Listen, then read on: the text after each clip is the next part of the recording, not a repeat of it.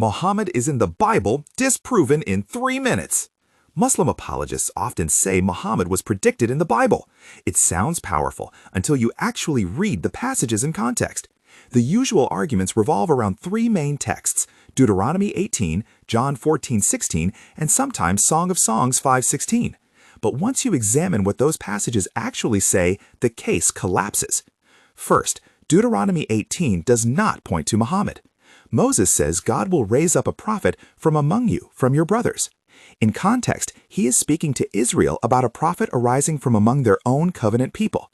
The wording is internal to Israel's life and leadership, not a prediction of a much later Arabian prophet outside Israel. The passage is about God continuing to speak to his people through a prophet like Moses within the biblical covenant story. And the New Testament does not leave this open-ended.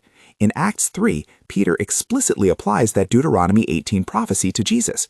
Moses said, "The Lord God will raise up for you a prophet like me," and Peter identifies that figure in the context of the Christ appointed for you, Jesus.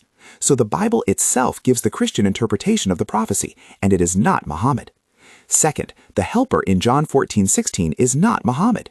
Jesus says the Father will send another helper, even the Spirit of truth. And then John 14:26 makes it even more explicit: the helper, the Holy Spirit.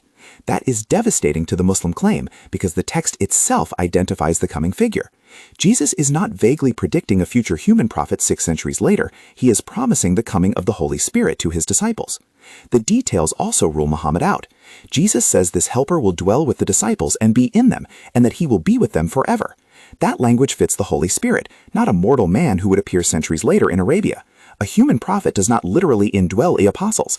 The text makes sense as the Spirit and stops making sense when forced into an Islamic apologetic. Third, Song of Songs 5:16 is not secretly naming Muhammad. This is one of the weakest popular claims.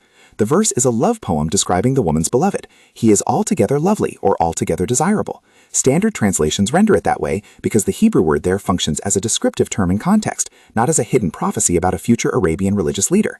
And the rest of the verse makes that obvious. This is my beloved and this is my friend, O daughters of Jerusalem.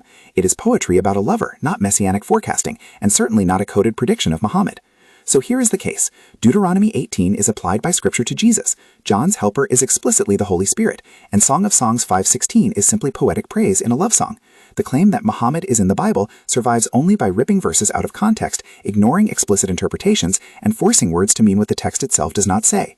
That is why Christians reject this argument, not because it is controversial, but because it is textually weak and collapses under basic reading comprehension.